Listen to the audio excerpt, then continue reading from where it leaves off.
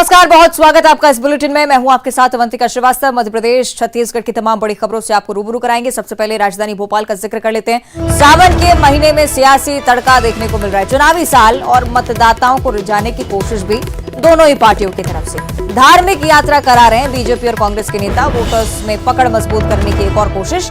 चिकित्सा शिक्षा मंत्री विश्वास सारंग आज 101 बसों से श्रद्धालुओं को बाबा महाकाल की नगरी उज्जैन भेजेंगे दर्शन करवाने। पूर्व मंत्री पीसी शर्मा दूसरी तरफ भक्तों को आज महाकाल के दर्शन करवाने के लिए उनकी तरफ से भी पहल।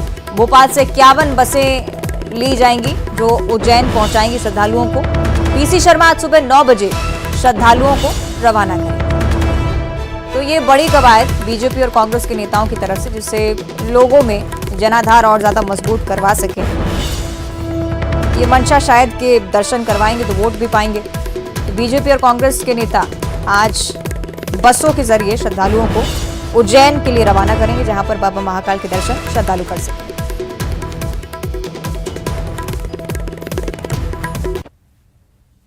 आगे बढ़ते हैं, जांजगीर चांपा की चर्चा करेंगे। कांग्रेस की तरफ से भरोसे के सम्मेलन का आयोजन यहां पर आज किया जा रहा है। कार्यक्रम में खास बात यह भी कि आज मल्लिकार्जुन खड़गे पहुंच रहे हैं।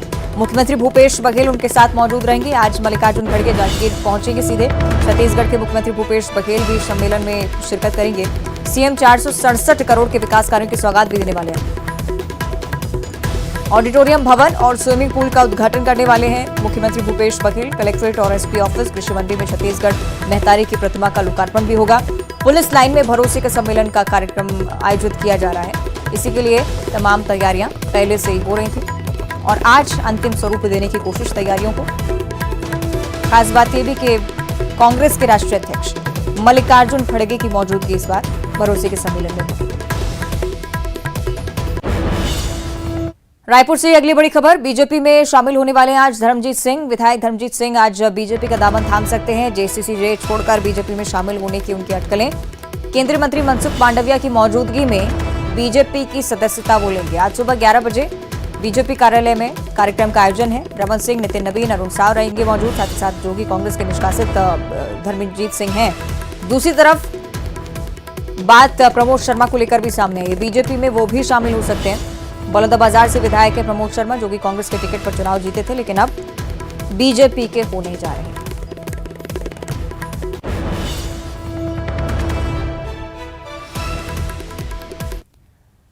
राजधानी भोपाल का जिक्र करेंगे। भोपाल की आजादी को लेकर एक बार फिर से विवाद खड़ा हो गया। भोपाल हिस्ट्री फोरम ने विलीनीकरण का मुद्दा उठाया है।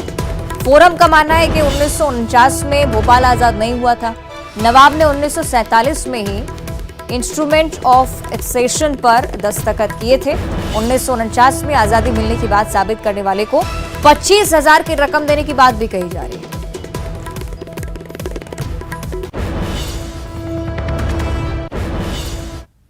और इधर पीएम नरेंद्र मोदी ने सागर में संत शिरोमणि श्री रविदास जी के मंदिर और स्मारक का भूमि पूजन तो किया ही, लेकिन साथ ही साथ गरीबों को एक बड़ी सौगात भी उनकी तरफ से, साथ ही साथ 4100 करोड़ की बड़ी परियोजनाओं की भी सौगात दी है। इसमें सबसे बड़ी परियोजना है बीना कोटा रेल मार्ग का दोहरीकरण।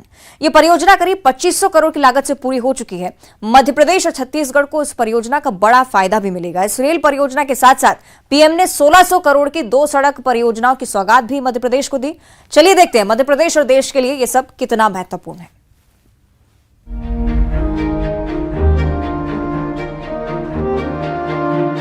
प्रधानमंत्री नरेंद्र मोदी ने सागर में सिर्फ संत रविदास मंदिर की आधारशिला ही नहीं रखी, बल्कि मध्य प्रदेश को करोड़ों के विकास कार्यों की योजनाओं का तोहफा भी दिया।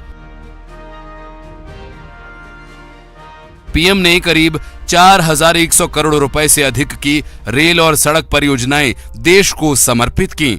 संत शिरोमणि गुरुदेव रविदास के मंदिर के अलावा प्रधानमंत्री ने करीब 1600 करोड़ रुपए की लागत से विकसित होने वाली 2 सड़क परियोजनाओं की शुरुआत की।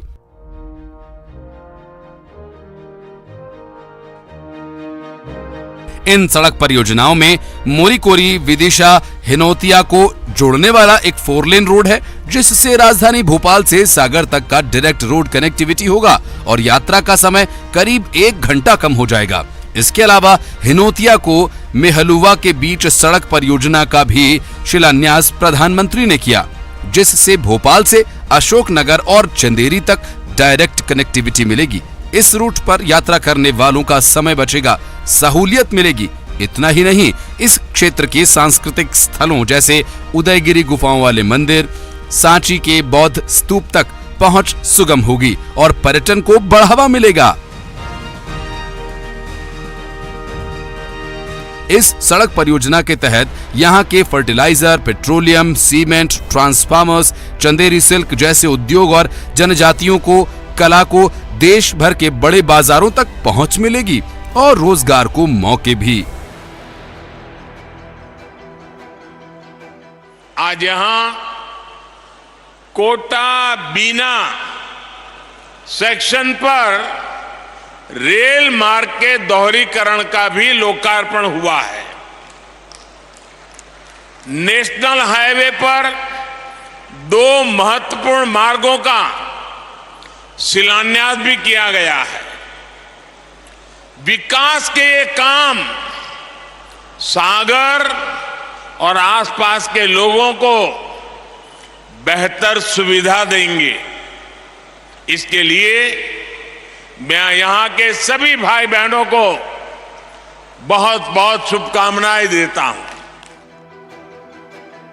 पीएम मोदी ने कोटा बीना रेल मार्ग का दोहरीकरण भी राष्ट्र को समर्पित किया। पश्चिम मध्य रेलवे का कोटा रेल मंडल और कोटा बीना रेल मार्ग का दोहरीकरण पूरा हो चुका है। ये रूट अंग्रेजी हुकूमत के वक्त साल 1896-97 में बना था। 126 साल बाद इस रेल मार्ग का दोहरीकरण हो गया। अब इस रूट पर 2 ट्रैक्स हो गए हैं। 2500 करोड़ रुपए से अधिक की अनुमानित लागत से यह परियोजना पूरी हुई है। ये लाइन राजस्थान के कोटा और बारां जिले के मध्य प्रदेश के गुना, अशोकनगर और सागर जिलों से होकर गुजरती है। अतिरिक्त रेल लाइन बेहतर परिवहन की क्षमता में इजाफा करेगी। साथ ही इस मार्ग पर ट्रेन की गति में सुधार करने में भी मदद मिलेगी। इससे राजस्थान और मध्य प्रदेश के थर्मल पावर प्लांट में कोयले के निर्बाध सप्लाई होगी, जिससे लोगों को बिजली मिलेगी। Bureau report, news 18।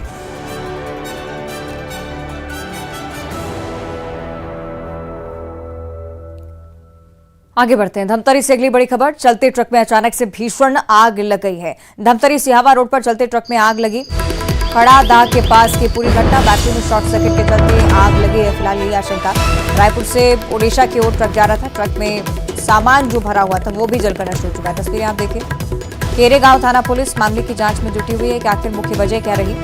आशंका फिलहाल यही कि शॉर्ट सर्किट गाड़ी में हुआ और उसी के चलते आग धधक उठी। धीरे धीरे कर इस आग ने पूरी ट्रक को चपेट में लिया। जितना भी सामान इसमें लदा हुआ था वो भी जलकर नष्ट हो गया।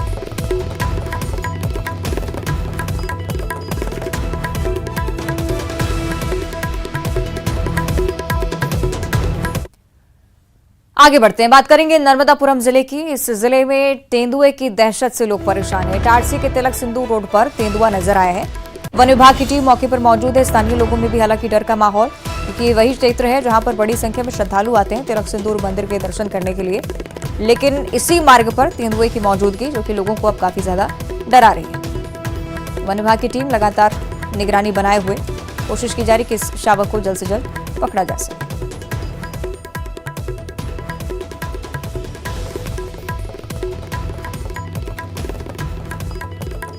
ये वीडियो स्थानीय लोगों की तरफ से रिकॉर्ड किया गया है। बीती रात की तस्वीरें बताई जा रही हैं और इसी वीडियो को वन विभाग की टीम के संज्ञान में भी लाया गया। तेंदुए की मौजूदगी से लोग भी काफी डरे हुए हैं। स्थानीय लोगों में दहशत, साथ ही साथ जितने भी श्रद्धालु यहां पर दर्शन करने आते हैं उनके लिए भी ये बड़ी मुसीबत है। वन विभाग लगातार वीडियो के आधार पर भी लोकेशन ट्रेस करने की कोशिश करता हुआ।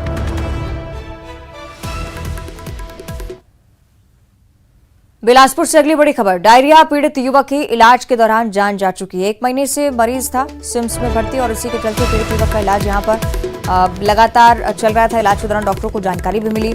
मरीज ने भारी मात्रा में नींद की गोलियां खाई थी। पोस्टमार्टम रिपोर्ट से मौत की वजह का खुलासा हो पाएगा और ज्यादा स्पष्ट हो पाएगी स्थिति, लेकिन फिलहाल यही जानकारी कि डायरिया भी था।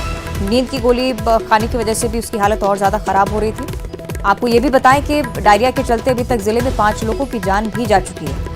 इसी की वजह से स्थिति और ज्यादा भयावह है। बिलासपुर की हम बात कर रहे हैं। सहयोगी उमेश मौर्य हमें ज्यादा जानकारी देंगे। उमेश, बिलासपुर से लगातार इस तरह के मामले सामने आ रहे हैं, रोकथाम के लिए क्या कोई उपाय?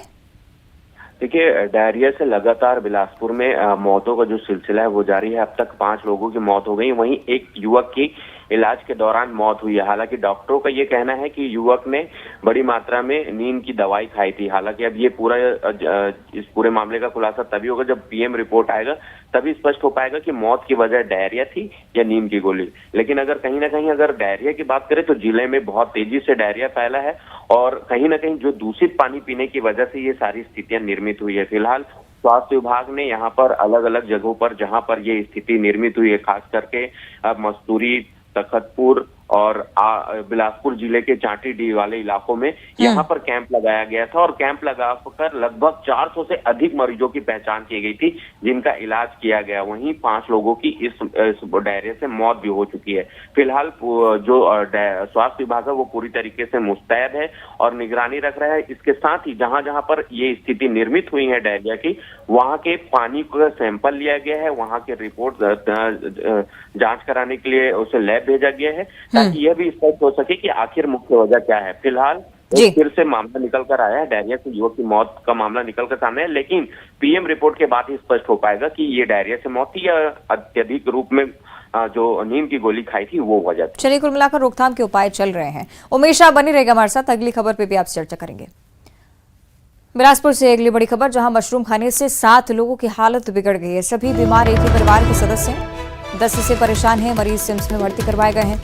2 मरीजों की हालत फिलहाल गंभीर बनी हुई है। मशरूम खाने की वजह से 7 लोग एक ही परिवार के बीमार हो चुके हैं। तो एक ही परिवार के 7 सदस्य बताए जा रहे हैं। सहयोगी उमेश लगातार जुड़े हुए हैं। उमेश, पहले भी इस तरह का एक मामला सामने आया था, हालांकि वो दूसरे जिले से था। फिलहाल इसे लेकर क्या जानकारी? देखिए, बारिश का जब मौसम आता है तो वनांचल वाले इलाकों से मशरूम बड़ी मात्रा में शहर बेचने के लिए जो लोग हैं वो पहुंचते हैं। ऐसे में मशरूम जो है वो कई बार जहरीला भी निकल जाता है। ऐसा ही एक मामला आज निकलकर सामने आया है। उसलापुर में रहने वाला एक यादव परिवार है जिसके 7 सदस्य मशरूम खाने की वजह से उल्टी दस्त से परेशान थे, जिन्हें तत्काल सिम्स में भर्ती कराया गया। वहीं 2 लोगों की हालत गंभीर बताई जा रही है, इलाज जारी है। इससे पहले भी 2 दिन पहले भी मशरूम खाने से एक ही परिवार के 4 लोगों को गंभीर हालत में सिम्स में भर्ती कराया गया था। लगातार ये मामले निकलकर सामने आ रहे। आखिर जब ये जानते हैं लोग कि मशरूम जो है वो जहरीला हो सकता है, उसके बाद भी उसका सेवन किया जाना कहीं ना कहीं अपने जान को जोखिम में डालना है। ऐसे में लोगों को भी सचेत होने की जरूरत है, जागरूकता की जरूरत है कि ऐसी कोई सब्जी ना खाए जिसकी वजह से उनके जान पर बनाए। ठीक है, बहुत शुक्रिया आपका उमेश इस पूरी जानकारी के लिए। आगे बढ़ते हैं, बात करेंगे दुर्ग जिले से मिल रही बड़ी खबर की, जहां फीमेल सिंगर रेप की शिकार हो चुकी हैं। पुलिसकर्मी के बेटे पर गंभीर आरोप, दुष्कर्म का, शादी का झांसा देकर रेप करने का आरोप लगाया जा रहा है। शादी करने से इनकार करने पर पीड़िता ने एफआईआर दर्ज करवाई है। शिकायत दर्ज होते ही आरोपी फरार हो गया। स्मृति नगर पुलिस चौकी क्षेत्र का ये पूरा मामला। दुर्ग से बड़ी जानकारी, पीड़िता ने फौरन इस बारे में खबर पहुंचाई है पुलिस तक और एफआईआर भी दर्ज हो चुकी है। आरोपी की तलाश में पुलिस भी जुटी हुई है। शादी का झांसा देकर दुष्कर्म का एक और मामला दुर्ग से, स्मृति नगर पुलिस चौकी में केस दर्ज हो चुका है। पुलिस आरोपी की तलाश में जुटी हुई है।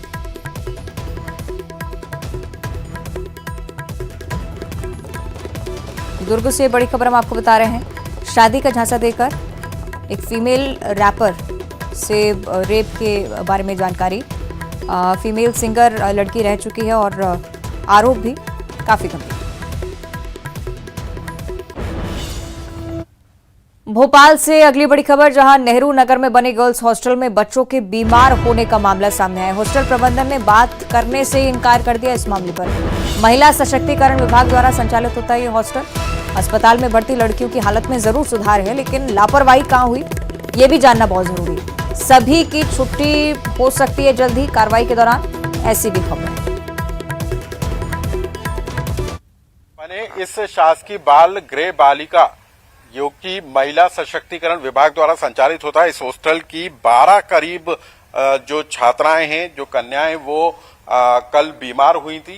फूड पॉइजनिंग एक बड़ा कारण बताया जा रहा है और सभी को अस्पताल में भर्ती कराया गया था। लेकिन इस हॉस्टल की यदि हम बात करें तो कई बार इसी तरीके से ये सुर्खियों में रहा है, लेकिन फिलहाल यहाँ पर कोई बताने वाला नहीं है कि किस वजह से बच्चों की तबीयत खराब हुई थी। हालांकि ये जरूर बताया जा रहा है कि अभी सभी जो बच्चे थे उनको जेपी अस्पताल में भर्ती कराया गया था और उसके बाद उनके स्वास्थ्य में सुधार बताया जा रहा है। लेकिन 12 जो बच्चे थे उनको वोमिटिंग की शिकायत थी, पेट में दर्द की शिकायत थी और उसके बाद उनको जो है अस्पताल में भर्ती कराया गया। तो क्या वजह है, इसको लेकर अभी कुछ जांच होगी, क्या विभाग अभी कुछ बताने को तैयार नहीं है। लेकिन इतना गंभीर मामला है और इस पूरे मामले को लेकर फिलहाल जो है हॉस्टल प्रबंधन है वो किसी तरीके से बात करने को तैयार नहीं है। लेकिन मामला बेहद गंभीर है कि बच्चों के स्वास्थ्य के साथ किस तरीके से हॉस्टल में खिलवाड़ किया जा रहा है। कैमरा पर्सन खिलान के साथ अनुराग श्रीवास्तव, न्यूज़ 18 भोपाल। आगे बढ़ते हैं। दिल्ली से अगली बड़ी खबर, मार्केट में भीषण आग लग गई है।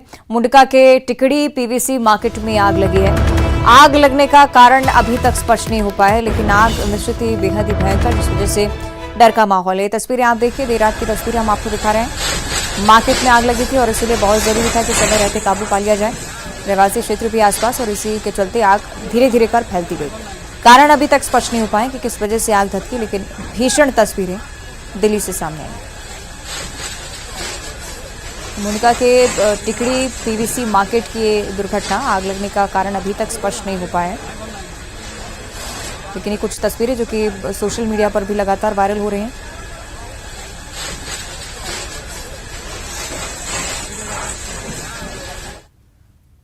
दमोह से अगली बड़ी खबर, केंद्रीय मंत्री प्रहलाद पटेल का अलग अंदाज देखने को मिला है। क्रेन पर सवार होकर केंद्रीय मंत्री प्रहलाद पटेल निकले, घंटा घर पर झंडा भी लगाया उन्होंने।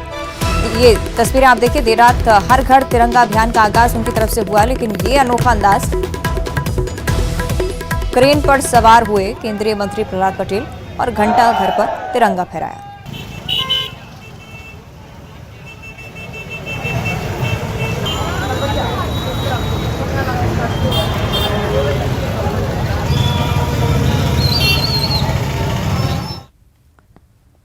भोपाल से अगली बड़ी जानकारी, बागेश्वर धाम के पीठाधीश्वर धीरेन्द्र शास्त्री की मुश्किलें बढ़ सकती हैं। भगवान सहस्त्रबाहु पर विवादित बयान उन्होंने दिया था।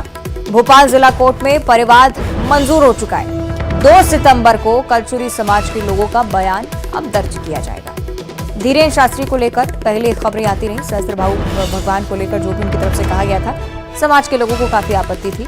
कोर्ट में जो परिवाद दायर किया गया था वो भी एक्सेप्ट हुआ है। 2 सितंबर को कलचुरी समाज के लोगों की तरफ से बयान इसमें दर्ज किया जाएगा। धार्मिक भावनाओं का आहत किया गया है, ऐसे बयान दिए, कथन दिए जाकर, और यूट्यूब और फेसबुक के माध्यम से जो ऑडिट वीडियो निकला है उनका, उसको संज्ञान में लेकर आज हमने प्रकरण परिवाद दर्ज किया है। परिवाद में आज डॉक्टर ललन मालवीय जी के बयान हुए हैं। अभी आगामी बयान के लिए 2 सितंबर 2023 की तारीख दी गई है और मुझे पूरा विश्वास है।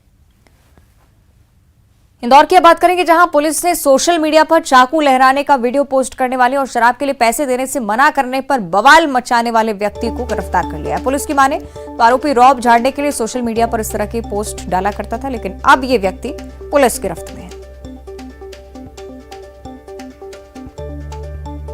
फरियादी ने थाना चंदननगर पर उपस्थित होकर रिपोर्ट की थी कि सलमान पिता गुड्डू निवासी चंदननगर ने जब वो काम पर जा रहा था तो उसके साथ मारपीट की है, दारू के पैसे मांग रहा था। इस बात पर से मुकदमा दर्ज हो गया है और आरोपी को गिरफ्तार कर जेल। और अगली खबर आगर मालवा से है। यहाँ पर कुछ असामाजिक तत्वों की गंदी हरकत सामने आई है। मामला जिले की तहसील मारका, जहाँ पर वॉकिंग करने पहुंची महिलाओं पर इन असामाजिक तत्वों ने थूका है। तेज रफ्तार बाइक से चलते हुए मंचलों ने महिलाओं के साथ अभद्रता भी की है। इन महिलाओं में एक महिला वकील भी शामिल थी। घटना से नाराज सुसनेर के अभिभाषक संघ ने थाना प्रभारी अनिल कुमार मालवीय के नाम पर एक आवेदन देकर असामाजिक तत्वों पर कार्रवाई किए जाने की मांग की है। लोगों ने सामूहिक रूप से एक ज्ञापन दिया है। कल शाम को 2 महिलाएं जो है सुसनेर में गार्डन के बाहर घूम रही थी खाना खा के। उस समय किसी बाइक वाले ने जाते जाते उनके ऊपर थूक दिया है, ऐसा बता रहे हैं। तो इस संबंध में उन्होंने ज्ञापन दिया है कि इस पर कठोर कार्रवाई करें। इस संबंध में आवेदन तो लिया गया है उनका और उस पर जाँच कर रहे हैं। वैधानिक कार्रवाई जो भी होगी वो करेंगे। सर, कितनी महिलाओं के साथ? 2 महिलाएँ बता रहे हैं। उज्जैन के महाकालेश्वर मंदिर के पास साधु के रूप में घूम रहे 2 संदिग्धों को पकड़ा गया है। दोनों साधु के वेश बनाकर घूम रहे थे और घरों में ताकाझाकी कर रहे थे। दोनों संदिग्धों को हिंदुवादी संगठनों ने पकड़ा और जब आधार कार्ड चेक किए गए तो उसमें नाम कुछ और निकला। हालांकि दोनों को पुलिस के हवाले कर दिया गया है। पुलिस ने पूरी जानकारी लेकर दोनों को हिदायत देकर छोड़ दिया है। तो उज्जैन का ये पूरा मामला, 2 लोगों को पकड़ा गया, संदिग्ध अवस्था में थे। ये भी पाया गया कि साधु के वेश में थे लेकिन घरों में ताकाझाकी कर रहे थे। हिंदूवादी संगठनों को इसकी जैसे ही जानकारी मिली, फौरन इनसे जानकारी जुटाई गई और पुलिस को इस मामले में संज्ञान दिया गया। तो पुलिस की तरफ से संज्ञान लिया जा चुका है। इन दोनों की डिटेल्स फिलहाल पुलिस के पास है और इन्हें समझाइश देकर छोड़ा गया है। संदिग्धों को लेकर जो है कुछ लोग थाने में सूचना दिए थे कि ये संदिग्ध हैं और इनके पास में जो है पूजा वगैरह की सामग्री है और ये घूम रहे हैं। इस संबंध में जो है तत्काल थाना नीलगंगा की टीम ने जो है उनसे पूछताछ वगैरह की, जो उनके क्रेडेंशियल्स थे, उनके पहचान पत्र वगैरह थे। और इसी के साथ इस बुलेटिन में इतना ही। नमस्कार।